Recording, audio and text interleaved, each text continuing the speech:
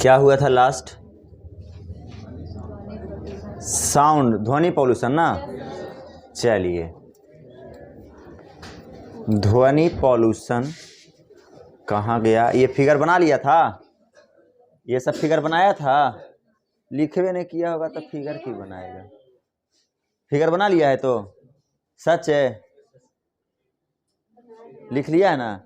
तुम लिखा होगा, तुम लिखा है, तुम भी नहीं लिखा होगा, लिख लिया तुम।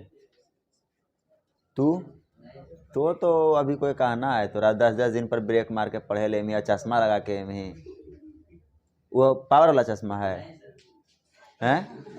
दिक्कत होता होगा रा पड़ी ना थोड़ा सा, हैं? थोड़ा सा आँख ऊपर कोई बोला होगा, दिक्कत होता है एकदम।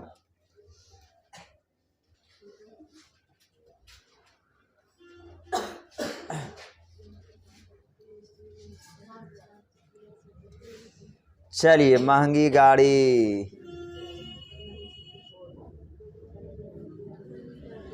ध्वनि प्रदूषण। चलिए ध्यान दीजिएगा, ध्वनि प्रदूषण बोले तो साउंड पॉल्यूशन। क्या हो जाएगा? Sound pollution. समझना जरा। अब वायु प्रदूषण तो बहुत तरीके से हो रहा है, धूल के कण से, गैसों से, यह सभी से वायु प्रदूषण हो रहा है। हैरत अंगेज वाली बात यह है कि आवाज से भी ध्वनि क्या होता है? प्रदूषण होता है। आज हम बताएंगे हम लोगों को बात कैसे करना चाहिए। चलिए, तो ध्वनि प्रदूषण बोले तो साउंड पॉल्यूशन। क्या है ध्वनि प्रदूषण? समझिएगा, जब किसी भी ध्वनि की तीव्रता, अच्छा ध्वनि की तीव्रता को मापते कोची में ही पता है तुम लोग को? डेसिबल में। तो ध्वनि की तीव्रता, अगर ध्वनि की तीव्रता 80 या 80 डेसिबल की तुलना में अधिक होती है, अगर हम कह रहे हैं कि हमारी ध्वनि की जो तीव्रता होती है 80 या 80 डेसिबल से अधिक होती है, तो वह एक प्रकार के ध्वनि प्रदूषण माना गया है। हम लोगों का जो आवाज होता है, आवाज डेसिबल में पता चलता है। आप कितना कस के बोल रहे हो, आप कितना धीमा बोल रहे हो, उससे कितना वायु प्रदूषण होगा, इससे हम नापने वाला यंत्र क्या है जी? इसे हम, इसका इकाई क्या होता है? डेसिबल होता है। तो 80 या 80 डेसिबल की अधिक होता है तो यह हमारा क्या कहलाता है? ध्वनि प्रदूषण कहलाता है। ध्वनि की तीव्रता को कौची में मापते हैं? डेसिबल में मापते हैं। एक बात ध्यान में रखिएगा, एक बंद कमरे की अगर बात किया जाए तो बंद कमरे में ध्वनि की आवृत्ति, अगर हम बंद कमरा कर दें, एकदम गेट उट चारों तरफ से लगा दें, उसके बाद उस कमरे की ध्वनि आपकी आवृत्ति पूछे कि कितना आवृत्ति होगा, जैसे कि तो खुला ना है जी, एक बंद कमरा में चारों तरफ से लगा देने पर अगर उसकी आवृत्ति की बात करता है तो उसकी आवृत्ति कितना होती है? 55 डेसिबल। कितना डेसिबल होगा? 55 डेसिबल। अगर हम चारों तरफ से गेट लगा दें और लगाने के बाद उसके बाद तुम अगर आवाज को नापोगे तो उसका डेसिबल कितना होगा? 55 डेसिबल। चलिएगा, इसकी आवृत्ति औसतन 55 डेसिबल होती है। अब ध्यान में रखिएगा, एगो छोड़ दिया क्या, एगो नहीं लिख पाया, परंतु बंद कमरे में 2 लोग साधारण, नहीं इसमें छूट गया है कुछ। देखो तो उसमें भी छूटा हुआ है क्या? हमारे फोन में तो नहीं है यार, यहाँ हो गया। देखो तो यहाँ पर से कुछ छूटा हुआ है ना, एक लाइन छूटा है। बंद कमरा में कुछ और था, देखो तो बंद कमरा का कुछ और डेसिबल था, ये छूटा हुआ है। चलिए लिख देते हैं, कोई बात नहीं। देखिए है ना, उसमें भी छूट गया कि? देखने वाली बात यह है, उसमें भी छूटा हुआ है, उसमें भी ऐसी है। अरे यार, चलो अच्छा तो लिख लेना यहाँ से, बता देते हैं। अरे यार,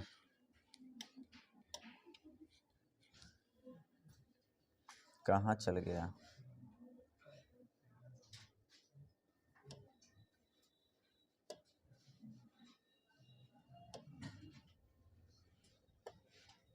चलिए ध्यान दीजिएगा। अब अगर बात करें बंद कमरे में ध्वनि की आवृत्ति, तो बंद कमरे में ध्वनि की आवृत्ति होती है 25 से लेकर कितना डेसिबल? 30 डेसिबल। बंद कमरे में कितना होता है? 25 से लेकर 30 डेसिबल की होती है। लेकिन अगर बंद कमरे में दो लोग बात करें, अगर बंद कमरा है और बंद कमरे में अगर दो लोग बात करें, तो इसका डेसिबल आवृत्ति, साधारण बात करें तो साधारण बात करें तो इसका डेसिबल होता है, कितना होता है जी? 55 डेसिबल होते हैं। कितना होते हैं? 55 डेसिबल। अगर दो लोग कहें कि बंद कमरा का अगर डेसिबल पूछे तो 25 से लेकर 30 डेसिबल तक होगा। जबकि बंद कमरा में एकदम साधारण बोलचाल सी अगर बात करें, जैसे कि हाँ, साधारण बोलचाल तभी होगा जब एक गर्लफ्रेंड होगा और एक बॉयफ्रेंड होगा। तो गर्लफ्रेंड बॉयफ्रेंड अगर बात करेगा तो तुम सोचो कितना डेसिबल के ध्वनि होगा। फुसुकता तो है जी, जरी जरी तक फुसुकवे करता है एकदम, कोई की आवाज तेज नहीं करो नहीं तो रूम के बाहर चल जाएगा। तो यह इसका डेसिबल होगा 55 डेसिबल।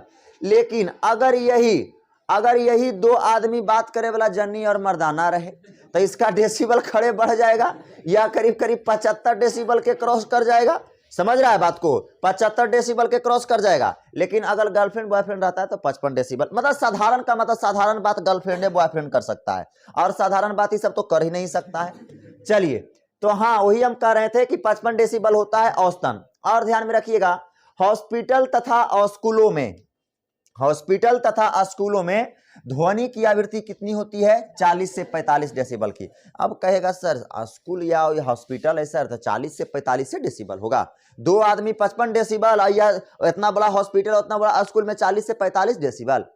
हाँ, यह भी बात है कि वह हॉस्पिटल और स्कूल पूरा रूल रेगुलेशन से बंधा होना चाहिए। अब स्कूल है, हॉस्पिटल है, कोई रूल रेगुलेशन है ये नहीं है, चाय चाय टाई टाई, यह दो ऐसा जगह है जहां शांति का प्रतीक है। अब तो हनी एजा पर आए, हम शांत रहल कह रहे हैं और तू कूख रहा है, तो उस परिस्थिति में जाहिर सी बात है कि डेसिबल क्या होंगे? ज्यादा होंगे। लेकिन स्कूल और हॉस्पिटल यह दोनों जगह शांत जगह है, इसलिए इसका डेसिबल कितना माना गया है? 40 से 45। बड़े बड़े हॉस्पिटल जाओगे जहां रूल रेगुलेशन चलता है, वहां आपको इतना से ज्यादा दिखेगा नहीं, एकदम शांत, एकदम चू चा नहीं करेगा। आईसीयू कभी गए हो? आईसीयू में कभी जाओ, एकदम एक आवाज नहीं करेगा। अगर बोलवो करेगी, अगर नर्स उस बोलवो करेगी ना, तो थोड़ा सा फुसकेगी, एकदम जरी जरी एकदम तनी तनी करेगी, उसका डेसिबल इतने होता है। चलिए अगला बात ध्यान रखिए। लेकिन ट्रैफिक में जैसे फंसता है तो पे पे भे भे तकने मारता है, वह औसतन डेसिबल कितना होता है? 70 से 90 डेसिबल। एनसीईआरटी दिया है आपका, 70 से 90 डेसिबल का होता है। लेकिन एक बात ध्यान में रखिए, रॉकेट को पढ़ते समय रॉकेट जब उड़ान भरता है तो उड़ान भरने समय रॉकेट का जो डेसिबल होता है औसतन, जब रॉकेट उड़ान भरता है ना, तो इतना कस के नहीं कहता है 1 3 2 1 गो, ऐसे करता है ना आवाज, तो उस समय कस के जब रॉकेट निकलता है वहां से हलास दबर, तो वह आपका उसका जो औसतन डेसिबल होता है कितना होता है? 150 डेसिबल। कितना डेसिबल होता है? 150 डेसिबल का होता है। अगला बात ध्यान में रखिएगा, हाँ, 150 डेसिबल की होती है। ध्वनि प्रदूषण के कारण तो हमारा लाउड स्पीकर को भी माना गया है, जिसे हम डीजे के नाम से जानते हैं। ध्वनि प्रदूषण का एक कारण यह भी हमारा माना गया है। अब आपको हम बताएंगे थोड़ा सा आगे जाके, अभी खाली ध्यान में रखना, ये चीज ध्यान में रखना, जब रॉकेट उड़ते हैं तो कितना डेसिबल ध्वनि एक मरतबे? 150 डेसिबल। इसकी बातें हम आगे करने वाले हैं। देखिएगा, ध्वनि प्रदूषण के कारण क्या क्या है, ध्वनि प्रदूषण के आज के समय में क्या क्या कारण है। तो सबसे पहली बात तो आज के समय में ध्वनि प्रदूषण गाड़ियों के द्वारा बहुत ज्यादा हो रहा है। पर डे टे भे जरी चुक निकलेगा तो कस कस की आवाज, यहाँ आवाज वाला तो गाड़ी आ गया है, शॉट मारता है, शॉट लगा दिया गया है बुलेट में, रह रहे मारा फटाक फटाक, तो यह सब क्या है? ध्वनि प्रदूषण है। हालांकि उस पर उस पर अगर उसको पुलिस करते अगर फटाक फटाक करते देखेगा ना तो कंचा पड़ियों में देगा और बंद करके ले चलियो जाएगा, समझ रहा है। लेकिन हाँ अब क्या करेगा, कई मिनट पुलिस रहता है रास्ता में, 4-5 बार फटफटा के मार के चल जाता है धनेश्वर घाट में तो हुआ हमारा क्या है, सबसे ज्यादा वाहनों से होता है, उसके बाद इंडस्ट्रीज से, इंडस्ट्रीज का मतलब जानते हो, उद्योगों से, जहां बन रहा है बर्तन उर्तन बन रहा है, जहां बक्सा उक्सा बन रहा है तो मार ढन ढन ढन ढन, वो क्या है, ध्वनि प्रदूषण ही तो एक है, ध्वनि प्रदूषण है। उसके बाद आपका आता है डीजे। डीजे डेली थोड़ी आदमी बजाता है यार, अरे लगन में 4 दिन 5 दिन बजा फिर शांत हो गया, फिर 4 दिन 5 दिन बजा फिर शांत हो गया, लेकिन यह सबसे ज्यादा होता है। हाँ डीजे है तो इसकी भी डेसिबल अगर 55 डेसिबल से क्रॉस करेगा तभी ध्वनि प्रदूषण होगा, 70-80 डेसिबल से अगर क्रॉस करेगा तभी ध्वनि प्रदूषण होगा। अब जाहिर सी बात है, अब डीजे है तो रेडियो रियन थोड़ी कोई बजाएगा, अब डीजे है ये तो आवाज कस के बढ़ाएगा, 80 डेसिबल को क्रॉस कर देगा, तब जैसी क्रॉस करेगा तखने क्या होगा, ध्वनि प्रदूषण होगा, समझे। अरे एक से एक भयानक भयानक, यहाँ ना बिहार शरीफ में कौची को डीजे रहता है यार, बिहार शरीफ में तो कोई डीजे रहबे नहीं करता है। कलकत्ता में चल जाओ, दिल्ली में चल जाओ, जब डीजे बांधता है ना तो डीजे स्टार्ट करता है ना तो कहता है कि कृपया कृपया हार्ट से संबंधित रोगों इस डीजे से 10 फीट दूर हो जाएं, किन्हीं को अगर दिक्कत है, मतलब सब कुछ, अगर कोई हृदय से संबंधित प्रॉब्लम किन्हीं को है तो इस डीजे से इतना दूर हो जाएं, अगल बगल हट जाएं, क्योंकि डीजे शुरू होने वाला है। डीजे डीजे ऐसे करता, बड़ी कस के उसका जानता है, इतना कस के मारता है ना, हड़ास दौर मारेगा कि एकदम धनका देगा धर के एकदम, समझा बात को। ये सब कौचे पुटपुटिया ढूस ढूस ढूस ढूस करता है, इस सब का कोई आवाज ही नहीं है। नया नया अगर कोई डीजे खड़ा किया तो नया नया बॉक्स है तो 4-5 दिन तक अच्छा बजता है, और वो कैसा कबाड़ नहीं देगा करेजा, लेकिन उस सब है जो है ना करेजा कबाड़ देता है। अगर रियल में जो हार्ट पेशेंट रहता है नच के गिर जाता है हो जा परी, एक बार कस के बेस मारेगा ना, धक दबर मारेगा तो एकदम गिरा देता है धर के, समझे। लेकिन यहाँ बिहार शरीफ में डीजे है जी, बिहार शरीफ में डीजे, हकीकत बात है यहाँ कौन डीजे उतना महंगा रखेगा, 15,000 डीजे वाला मांगता है, से कहता है तोरा दिमाग उमाग सही हो, सेठिया गलो तोर 15,000 रुपया कौची के ले माँ, तो उसी अनुसार से बॉक्से को लाता है, बॉक्स लाएगा एकदम स्टूडियो मास्टर के, एकदम बढ़िया बढ़िया ओरिजिनल कंपनी के लाएगा, एकदम ओरिजिनल कंपनी के लाएगा, तो एक बॉक्स के कीमत होता है करीब करीब 1 लाख रुपया। यहाँ 1 लाख में तो एगो डीजे पे खड़ा कर देता है, तो तुम्हारा पैसा के अनुसार ठीक है तुम्हारा डीजे। चलिए, तो ध्वनि प्रदूषण के प्रभाव, ध्वनि प्रदूषण के प्रभाव क्या हो रहे हैं, ध्वनि प्रदूषण के प्रभाव यह आजकल के समय में देखते जा रहा है कि आदमी जो है नींद से दूर होते जा रहा है।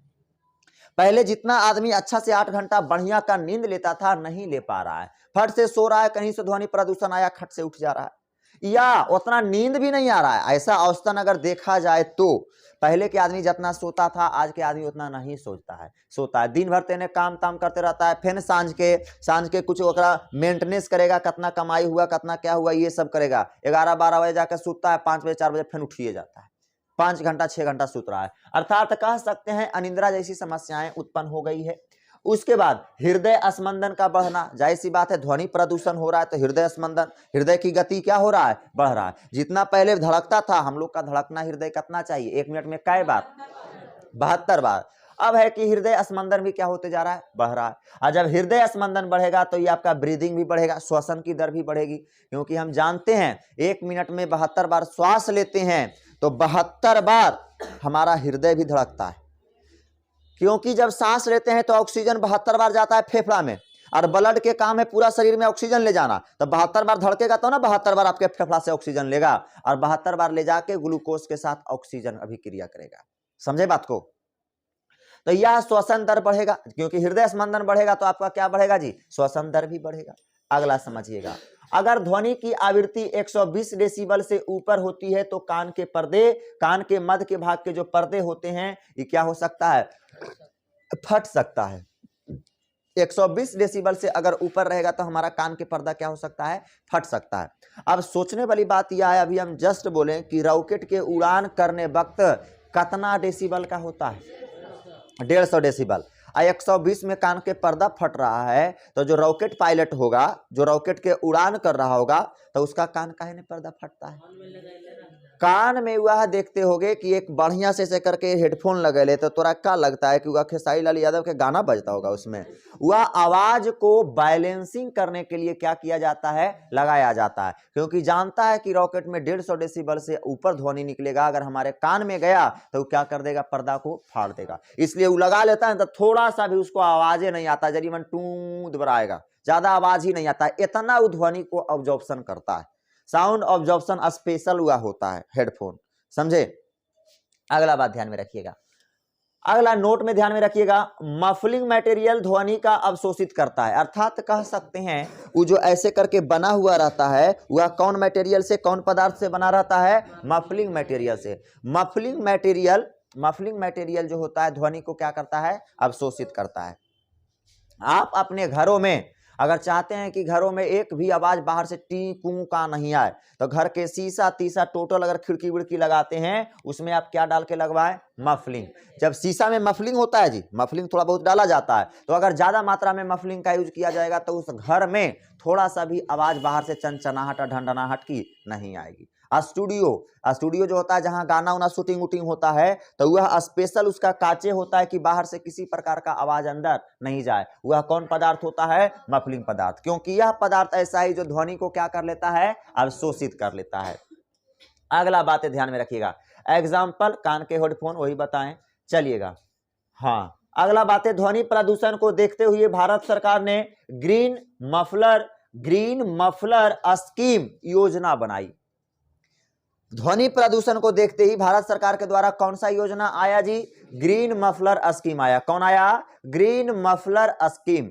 भारत सरकार ने ध्वनि प्रदूषण को देखते ही ग्रीन मफलर स्कीम को क्या किया, योजना क्या किया, बनाया, जिसमें रोड के दोनों तरफ अशोक और नीम के पौधा को लगाने का क्या दिया, आदेश दिया। देखो ग्रीन है, ग्रीन मफलर, हम जानते हैं कि हमारे पौधे भी जो होते हैं कुछ मात्रा में ध्वनि का भी अब्जॉर्प्शन करते हैं और बहुत ज्यादा मात्रा में प्रदूषण का अवशोषण करते हैं, और वायुमंडल में बढ़ रहे CO2 को भी क्या करते हैं, आपका ऑब्जर्व करते हैं, बोले तो बैलेंस बनाए रखते हैं।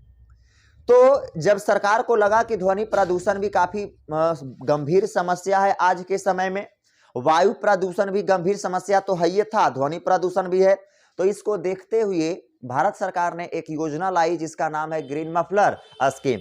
ग्रीन मफलर स्कीम एक योजना लाई जिसमें कहा गया कि जो भी हमारे रोड सड़क हैं, रोड सड़क के दोनों तरफ क्या लगाना चाहिए, हरे हरे पौधे लगाना चाहिए। तो हरे हरे पौधों में से भी वैसा माना गया कि 2 पौधे ऐसे हैं जो कि वायु को गंदे चीजों का अब्जॉर्प्शन ज्यादा करते हैं, जैसे कि नीम के पौधा और हमारा क्या जी, अशोक का पौधा। तो यह दोनों पौधा रोड के किनारे लगाया गया।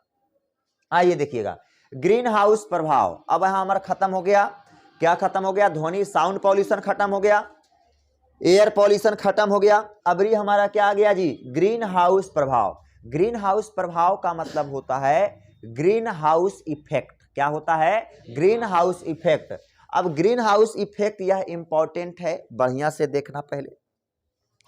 हरित ग्रह का मतलब है एक कांच से है, हरित ग्रह का मतलब क्या है, एक कांच से है। जैसे कि हम आपको बता देना चाहते हैं, थोड़ा सा इधर देखिएगा, क्या हुआ था एक समय की,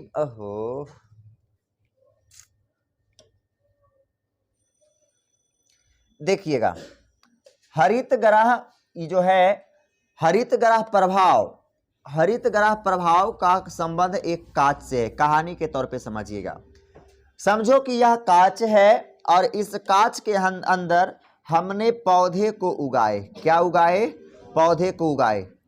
कांच के अंदर हमने 2-3 पौधे को उगाए। इस प्रकार से कांच के अंदर हमने क्या किया, पौधा उगाया। तो जब पौधा उगाया तो हमको दिखा क्या, इसमें दिखा क्या, इसके अंदर जब कांच के अंदर उगा रहे हैं तो ऊपर से सूर्य के प्रकाश भी आएंगे, कांच तो रोकेगा नहीं सूर्य के प्रकाश के। इसको चाहिए क्या, CO2 चाहिए, ऑक्सीजन चाहिए। तो उसके लिए साइड से इस प्रकार से हॉल छोड़ दिया गया था कि इधर से ऑक्सीजन जाए और इधर से CO2 जाए और ऑक्सीजन क्या होते रहे, निकले रहे। बताइए, जब हम इसको ऑक्सीजन और CO2 वातावरण के हवा को भी दे रहे हैं, सूर्य के प्रकाश से दे रहे हैं, अर्थात इस पौधा को उगना चाहिए ना, बढ़िया रहना चाहिए, लेकिन ऐसा नहीं हुआ। ये पौधा को ऐसा देखा गया कि पौधा क्या हो गए, खराब हो गए। जब पौधा खराब हो गया तो मेरा दिमाग तो ये काम करेगा ना जी कि पौधा खराब हुआ, सूर्य के प्रकाश पौधा को चाहिए, सूर्य का प्रकाश भी हमने दिया, वातावरण से इसको हवा चाहिए, हमने छेद करके नीचे से इसको हवा भी दिया, फिर यह पौधा सूखा क्यों? क्या रीजन है जो यह पौधा सूखा? तो समस्या तो यह उत्पन्न हो सकता है, दिमाग में आ सकता है कि हो ना हो, जो सूर्य के प्रकाश से निकलने वाले जो किरण हैं, कोई ऐसा किरण आया हो और इस पौधे को क्या किया हो, प्रभावित किया हो। ऐसा दिमाग में तो आ सकता है। सूर्य के प्रकाश से बहुत सारा किरण निकलते हैं, एक्स रे, अल्फा रे, गामा रे, आपका रेडियो एक्टिव रे, बहुत प्रकार के किरणें निकलते हैं, अल्फ्राड रे, और दूसरा निकलता है, अल्फ्राड रे का मतलब जानते हो ना, क्या जानते हो? अवरक्त तरंगे, अल्फ्राड रे देखो बताते हैं आपको, चलो हालांकि आगे होगा, चलो आगे होगा, ऐसे क्या बताएं, चलो आगे होगा यह सब का नाम। चलिए, तो ये समझ में आया ना कि क्या हुआ। इस प्रकार से जब हुआ तो लगा कि हरा पौधा पर प्रभाव किया, इसलिए क्या इसका नाम रखाया, ग्रीन हाउस इफेक्ट। क्या नाम रखाया, ग्रीन हाउस इफेक्ट। अब देखो पूरा लैंग्वेज में हम आपको ले चलते हैं, बढ़िया से समझिएगा। हरित ग्रह का मतलब एक कांच के अंदर उगाई गई प्लांट से है, जिसमें लाइट की किरणें को कांच के अंदर आने देती है, लेकिन पुनः किरणें को बाहर निकलने, रिफ्लेक्ट होने क्या करती थी, नहीं देती थी, जिसमें कांच के अंदर टेम्परेचर बढ़ जाने से कांच के अंदर के क्या होता था, पेड़ पौधे क्या हो जाते थे, सूख जाते थे। क्या होते थे, सूख जाते थे, जिसे हम क्या कहे जी, हरित ग्रह प्रभाव कहे, जिसे क्या कहे, हरित ग्रह प्रभाव कहे। अब ध्यान में रखिएगा, देखिएगा, हाँ चलो एक बार ना इसको हम बता ही देते हैं, उसके बाद चलेंगे, मैं नीचे जगह होगा, एक मिनट। चलो पहले ग्लोबल वार्मिंग। अब यह समझ में आ गया कि जैसे कि हमने कांच के अंदर सूर्य का प्रकाश आ रहा था, तो वह पुनः सूर्य का प्रकाश रिफ्लेक्ट होके बाहर नहीं निकल पाता था, इसके कारण उसके अंदर पेड़ पौधे क्या हो जाते थे, खराब हो जाते थे, क्योंकि उसके अंदर टेम्परेचर क्या हो जाता था, बढ़ जाता था। और आवश्यकता से ज्यादा कोई भी जीव जंतु पेड़ पौधा टेम्परेचर सहन नहीं कर सकता है, तो खराब हो जाता था। तो लगा कि कोई तो प्रॉब्लम है, सूर्य के प्रकाश में कोई तो प्रॉब्लम है, जो कि कुछ ऐसी किरणें आ रही है जिसकी वजह से अंदर के पेड़ पौधे क्या हो रहे हैं, खराब हो रहे हैं। अर्थात ये तो हमने शीशा में देखा तब पता चल गया, ऐसा ऐसा तो बहुत फूले वाला पौधा भी दिक्कत हो रहा होगा, तो इसीलिए इसका क्या नाम रखा गया, ग्रीन हाउस इफेक्ट। अब देखिए ग्लोबल वार्मिंग क्या है, ग्लोबल वार्मिंग समझिएगा, इंपॉर्टेंट है। ग्लोबल वार्मिंग पृथ्वी के सतह पर सूर्य से आने वाली प्रकाश की किरणें को पृथ्वी पर आने तो देती है, परंतु सतह से बाहर जाने नहीं देती है, जिससे कारण पृथ्वी का तापमान निरंतर क्या हो रहा है, बढ़ते जा रहा है, जिसे हम क्या कहते हैं, ग्लोबल वार्मिंग कहते हैं, जिसे क्या कहते हैं, ग्लोबल वार्मिंग कहते हैं। ध्यान दीजिएगा, हम आपको अभी जिक्र करेंगे इसके बारे में।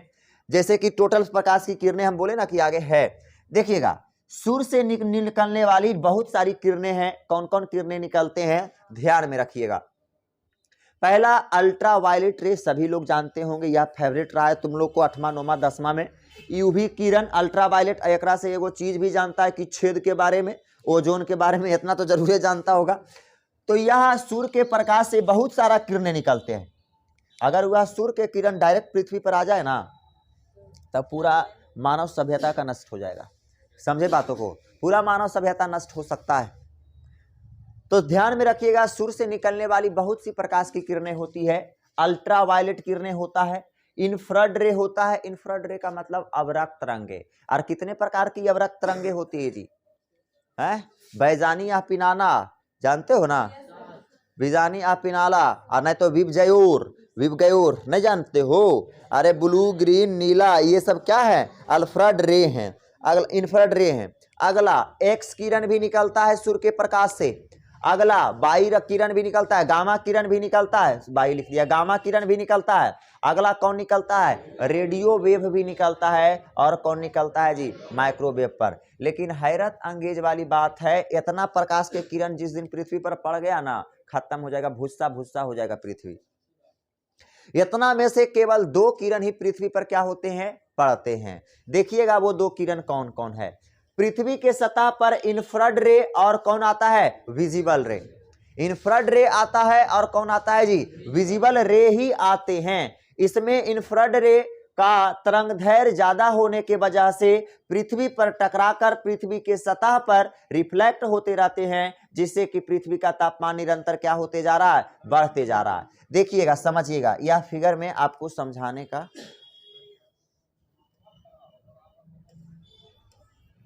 चलो ये बड़का कोई अटवे नहीं करेगा, चलिए ध्यान दीजिएगा। हाँ देखिएगा,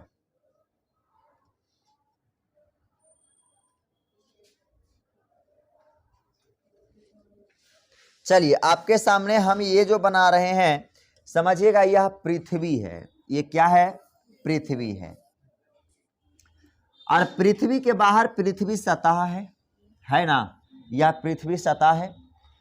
तो यहां से सूर्य के प्रकाश की किरणें आया, ये है सूर्य के प्रकाश, यहां से सूर्य के प्रकाश की किरणें आएगा, 2 किरण आएगा, एक किरण आया, एक अल्फ्रारेड रे आएगा, और दूसरा किरण क्या आएगा जी, दूसरा किरण कौन को आएगा, विजिबल रे आएगा। अल्फ्रारेड रे में हम जानते हैं जिसका तरंगदैर्घ्य ज्यादा रहता है वह दूर तक दिखता है। तो अल्फ्रारेड रे में आप जानते हैं कि विबगयोर का नाम सुने हैं ना जी, विबगयोर, इसका मतलब क्या होता है आपका, वायलेट, आई का मतलब इंडिगो, बी का मतलब, जी का मतलब, बाई का मतलब, ओ का मतलब, आर का मतलब। तो यह विबगयोर में से सबसे ज्यादा तरंगदैर्घ्य किसका होता है जी, रेड का। जैसे जैसे नीचे की ओर बढ़ते हो तरंगदैर्घ्य क्या होता है, बढ़ता है। मतलब लाल का तरंगदैर्घ्य क्या होता है, सबसे ज्यादा होता है, और जिसका तरंगदैर्घ्य सबसे ज्यादा होगा वह गति भी क्या करेगा, ज्यादा करेगा। समझे, तो ध्यान में रखिएगा। सूर्य के प्रकाश के किरण का समझिएगा, यूवी रे है, और सॉरी यूवी रे कैसे आ जाएगा पृथ्वी पर जी, यूवी रे आ जाएगा तो खत्म हो जाएगा। ये आ गया इंफ्रारेड रे आ जाएगा, और ये क्या हो गया, विजिबल रे। क्लियर। अब इंफ्रारेड रे आया तो इसमें लाल रंग भी होगा, अरे लाल रंग होगा कि नहीं। अब लाल रंग के तरंगदैर्घ्य ज्यादा होने की वजह से इस पर टकराएगा, फिर टकरा के पृथ्वी के सतह पर टकराएगा, फिर नीचे जाएगा, फिर ऊपर आएगा, फिर नीचे जाएगा। अरे इस प्रकार से होते रहेगा, और इस प्रकार से 1-2 किरण होगा, दुनिया भर ना अल्फ्रारेड रे आ रहा होगा जी, और इस प्रकार से इसी पर टकराते रहेगा। अरे टकराते रहेगा, और कुछ नहीं तो प्रकाश की किरण है जी। अब बताओ, इस प्रकार से टकराते रहेगा मतलब पृथ्वी के इर्द गिर्द सतह पर ही टकराते रहेगा, तो इससे कि पृथ्वी जो है क्या इसका टेम्परेचर गर्म होते रहेगा कि नहीं होते रहेगा, पृथ्वी का टेम्परेचर गर्म होते रहेगा, और यही गर्म की वजह से आपका इस पृथ्वी का तापमान दिन प्रतिदिन क्या होते जा रहा है, बढ़ते जा रहा है। अरे हम जानते हैं कि 2 किरण इस पृथ्वी पर आया, पहला आया विजिबल रे, तो विजिबल रे तो कुछ करेगा नहीं, वो तो हमको देखने के लिए जरूरी चाहिए। अगला आया इंफ्रारेड रे, तो इसमें लाल तरंगदैर्घ्य है। अब हुआ क्या कि इस प्रकार से सतह से टकरा के अब कैसू तो सूर्य के प्रकाश के किरण है, अब एकरे पर टकराएगा, एकरे पर रिफ्लेक्ट होगा, एकरे पर रिफ्लेक्ट होते रहेगा, तब होते होते इस सतह को क्या कर देगा, गर्म कर देगा। और जब सतह गर्म होंगे तो पृथ्वी का क्या होगा, तापमान बढ़ेगा, और जब तापमान बढ़ेगा तो समस्या उत्पन्न होगा। जैसे कि हम अब आपको आगे बताते हैं। देखो यह वही चीज को दिखाया है कि इस प्रकार के प्रकाश की किरणें हो रहा है, और इस प्रकार से ग्रीन हाउस इफेक्ट आपको इस भाग में दिख रहे हैं। चलिएगा अगला देखिएगा, अल्ट्रावायलेट रेज का तरंगदैर्घ्य आपका 100 से लेकर 400 नैनोमीटर का होता है। यह आपके लिए इंपॉर्टेंट नहीं है, एनसीईआरटी ने दिया है, लेकिन हम यहां पर लिख दिए हैं। अल्ट्रावायलेट किरण का तरंगदैर्घ्य 100 से लेकर कितना, 400 नैनोमीटर का होता है। ये आपको बताए होंगे फिजिक्स वाला सर। अल्ट्रावायलेट किरण का तरंगदैर्घ्य कितना होता है, 100 से 400 नैनोमीटर का होता है। और यह कितने प्रकार के होते हैं, 3 प्रकार का। एक होता है अल्ट्रावायलेट सी, एक होता है अल्ट्रावायलेट बी, और एक होता है अल्ट्रावायलेट ए। अल्ट्रावायलेट सी का तरंगदैर्घ्य कितना होता है, 100 से 280, और बी का 280 से 320 और ए का कितना होता है 320 से 400। अब देखिएगा, अब देखिए इंफ्रारेड रे जो होता है, अवरक्त किरणें जो होती है, इसकी तरंगदैर्घ्य 7 से लेकर कितना होती है जी 1000 तक होती है, जिससे पृथ्वी पर जो अवरक्त किरणें आती है, जिसका तरंगदैर्घ्य पृथ्वी पर जो आपका किरण आता है उसका तरंगदैर्घ्य कितना होता है 700 से लेकर 2800 नैनोमीटर का होता है। तो इसकी तरंगदैर्घ्य अधिक होने की वजह से आपका रिफ्लेक्ट भी क्या होता है ज्यादा होता है। यह ग्रीन ग्लोबल वार्मिंग है। ग्लोबल वार्मिंग में दिखाया गया है कि कार्बन डाइऑक्साइड की मात्रा कितना बढ़ा है, ये बताया गया है। तो 60% है। मीथेन कितना है जी 20% है। क्लोरोफ्लोरोकार्बन कितना है, तो क्लोरोफ्लोरोकार्बन 14% है। कितना परसेंट 14%। और नाइट्रस ऑक्साइड कितना है 6% है। यह ग्लोबल वार्मिंग का यह आपके सामने एक चित्र है। अगला जिसे हम इसे विश्वव्यापी उष्णता भी कहते हैं। ग्लोबल वार्मिंग को हिंदी में क्या कहते हैं विश्वव्यापी उष्णता कहते हैं। अब छोटी सी एक बात ध्यान में रख लो, अगर इस पृथ्वी पर ग्लोबल वार्मिंग नहीं होता, समझिएगा, एक प्रकार से हम कह सकते हैं, एक प्रकार से जो कांच के अंदर जो आपने देखा कि सूर्य के प्रकाश की किरणें आया और उसी में रिफ्लेक्ट करते रह गया, रिफ्लेक्ट करते रह गया, इसलिए शीशे के अंदर का तापमान क्या कर दिया बढ़ा दिया। बढ़ाने के वजह से पेड़ खराब हो गया, तो वह ग्लोबल वार्मिंग भी है, लेकिन उसी को क्या कहा गया ग्रीन हाउस इफेक्ट। जब वह शीशा में था तो ग्रीन हाउस इफेक्ट, लेकिन वही तो ग्लोबल वार्मिंग है। वो तो उसमें पता चला कि रियल में ऐसा पृथ्वी पर भी हो रहा है। जब इसके अंदर हुआ है तो पृथ्वी पर भी ऐसा हो रहा है, तो पता जब चला तो लगा कि हाँ ऊपर से सूर्य से प्रकाश की किरणें कुछ आती है और पृथ्वी के सतह से टकराते रह जाती है, टकराते रह जाती है, जिससे कि इस पृथ्वी का तापमान दिन प्रतिदिन क्या होते जा रहा है बढ़ते जा रहा है। आपको थोड़ी सी एक इतिहास जानो इसके बारे में, अच्छी इतिहास हैं, ध्यान में रखिएगा। नोट में हम बोल रहे हैं सन 1956 ईस्वी में, सन 1956 से लेकर कितना ईस्वी तक जी 2000 ईस्वी तक देखा गया वायुमंडल में कार्बन डाइऑक्साइड की मात्रा 380 ppm की थी। कितनी ppm की थी 380 ppm तक की हो गई। 380 से लेकर कितना जी 280 ppm से लेकर कितना 380 ppm तक हो गई। इसी रफ्तार से बढ़ती रही तो वैज्ञानिकों का मानना है कि अभी के वायुमंडल के तापमान आपका 1.5 डिग्री सेल्सियस से आपका 5.8 डिग्री सेल्सियस तक क्या हो गई है बढ़ गई है। पहले के तापमान से, इसकी तापमान से 1956 से लेकर 2000 ईस्वी में जितना पृथ्वी का तापमान था ना, उतना तापमान से आज के समय में कितना डिग्री तापमान बढ़ी है जी 1.5 डिग्री से लेकर कितना डिग्री तापमान बढ़ी है 5.8 डिग्री इस पृथ्वी का तापमान बढ़ गई है। पृथ्वी का तापमान क्यों बढ़ा ग्लोबल वार्मिंग की वजह से। कौची के वजह से ग्लोबल वार्मिंग। सूर्य से प्रकाश की किरणें आ रही है और पृथ्वी के सतह से टकराकर इसी पर खत्म हो जा रही है। इसी कारण पृथ्वी का सतह प्रतिदिन क्या होते जा रहा है गर्म होते जा रहा है। ग्लोबल वार्मिंग क्या होते जा रहे हैं बढ़ते जा रहे हैं।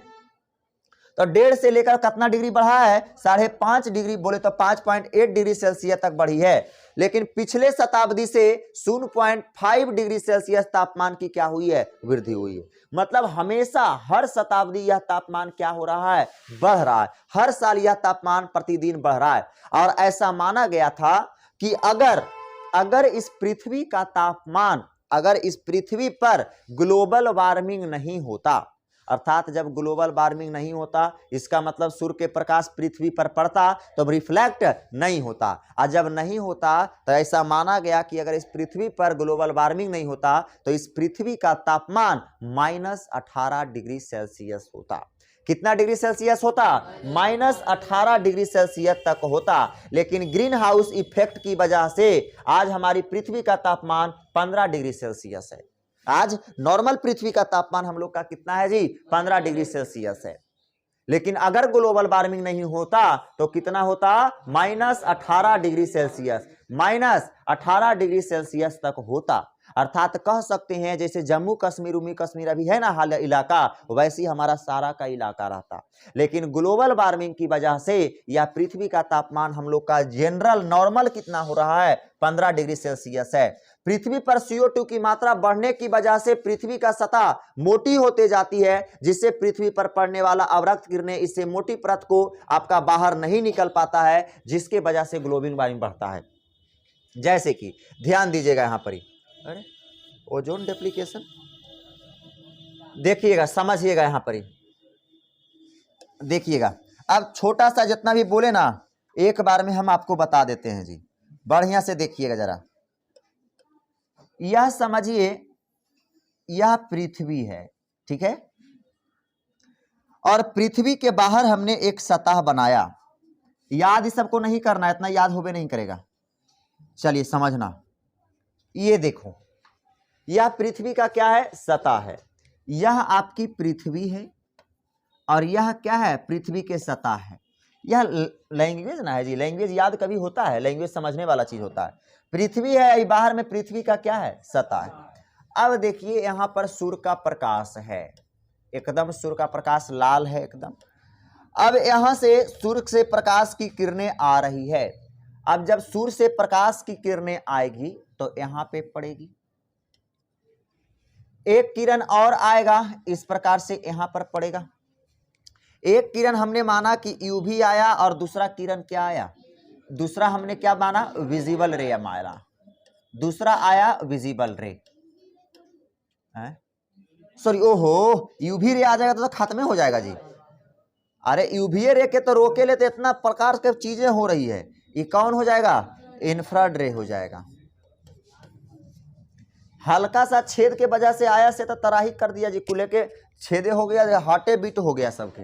इधर ध्यान दीजिएगा, आप देखो, अब समझिए सारा चीज का सारांश हम बता रहे हैं। इस पृथ्वी पर जैसे जैसे CO2 की मात्रा बढ़ती है, क्या चीज की मात्रा बढ़ेगी, CO2 का। कहोगे CO2 का मात्रा कैसे बढ़ेगा, तो CO2 की मात्रा तब बढ़ेगा जब इस पृथ्वी पर जनसंख्या बढ़ेगा। जनसंख्या तीव्र गति से बढ़ेगा, पेड़ों की कटाई भी तीव्र गति से होगी। हम लोग CO2 छोड़ेंगे, उसको लेने वाला कोई नहीं रहेगा, तो लेने वाला जब कोई नहीं रहेगा ना भाई साहब, तो इसके पृथ्वी पर एक मोटा, ये जो बाहर में चदरा है ना, ये चदरा जो इतना बड़ा है दिख रहा है, ये चदरा इतना बड़ा से लेकर ये चदरा इतना बड़ा हो जाएगा। आई कौची के चदरा, CO2 के, कौची के चदरा हो जाएगा, CO2 के चदरा हो जाएगा। तो देखो अल्फ्रेड रे आता था, लेकिन इसकी चदराएं कम होने की वजह से अल्फ्रेड रे कुछ कुछ बाहर भी ऐसे करके निकलता था, थोड़ा बहुत रहता था और क्या होता था, बाहर भी निकलता था। समझ रहा है बात को। लेकिन जब CO2 की मात्रा बढ़ जाएगी, जब CO2 की मात्रा बढ़ जाएगी तो इसके पृथ्वी सतह का जो ये वाला सतह ही है यह मोटा हो जाएगा। और जब मोटा हो जाएगा तो आप खुद दिमाग लगाइएगा, जब यह मोटा हो जाएंगे तो यहीं पर टकराएंगे। अरे टकराएगा, पार एकदम नहीं कर पाएगा यार। और जब एकदम पार नहीं कर पाएगा तो इस पृथ्वी पर तापमान क्या होते रहेगा, प्रत्येक दिन इस पृथ्वी का टेम्परेचर क्या होते रहेगा, बढ़ते रहेगा। और प्रत्येक दिन बढ़ भी रहा है, और प्रत्येक दिन तापमान बढ़ते रहेगा, बढ़ते रहेगा, बढ़ते रहेगा। और पता चला कि तापमान बढ़ते बढ़ते आवश्यकता से ज्यादा हो गया। मतलब कहें तो 100 डिग्री सेल्सियस चल गया, 30 डिग्री सेल्सियस चल गया। अरे जरीसु गर्मी में 37 डिग्री सेल्सियस कर देता है, ऐसे तो देहिया हुइया एकदम चाय चाय चूड़ चूड़ करे लगता है जी 40-45 डिग्री सेल्सियस में। समझ रहा है। इसी प्रकार से जब तापमान बढ़ते चल गया तो पता चलेगा कि ग्लेशियर पिघल गया। और जब ग्लेशियर पिघल जाएगा, गर्मी बढ़ जाएगा, इतना कस के बाढ़ आएगा, इतना कस के बाढ़ आ जाएगा कि पूरा दुनिया उस बाढ़ में क्या हो जाएगा, समाहित हो जाएगा। तो हम जानते हैं कि इस पृथ्वी पर अंत हमेशा बाढ़ से हुआ है। चाहे सिंधु घाटी सभ्यता हो, सिंधु घाटी सभ्यता का नाम सुना है। अरे एक मूवी भी लाया था ऋतिक रोशन इस पर जी, मोहनजोदड़ो मूवी भी लाया था। तो क्या है, इस पृथ्वी का अंत हमेशा तापमान की वजह से हुआ है।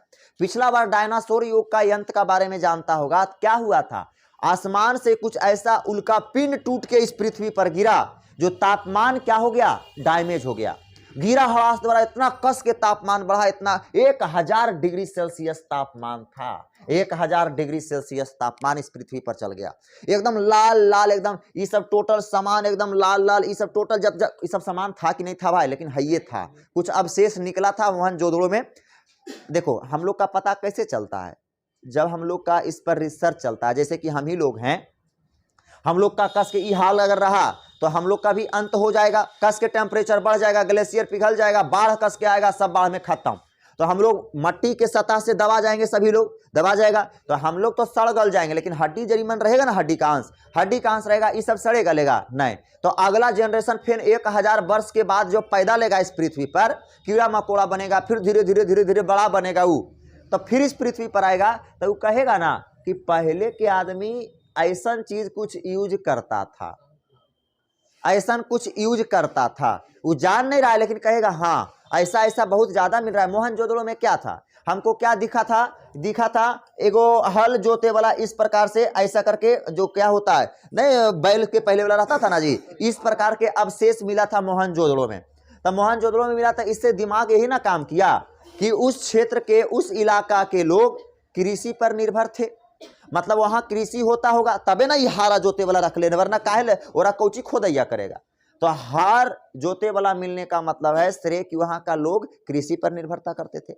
उसी प्रकार से जब हम लोगों का अंत भी इसी प्रकार से होगा, तो क्या होगा, हम लोग का हाल भी कुछ ऐसी होगा। अरे हम तो कहें कि अगर तापमान नहीं होता, ग्लोबल वार्मिंग इस पृथ्वी पर नहीं होता, तो 18 डिग्री सेल्सियस होता, लेकिन तापमान बढ़ने की वजह से आज नॉर्मल जनरल अगर पृथ्वी की तापमान देखें तो 15 डिग्री सेल्सियस हुआ है, लेकिन गर्मी के दिन में 37 डिग्री क्रॉस कर जाता है, करता है कि नहीं, गर्मी के दिन में 37 डिग्री सेल्सियस।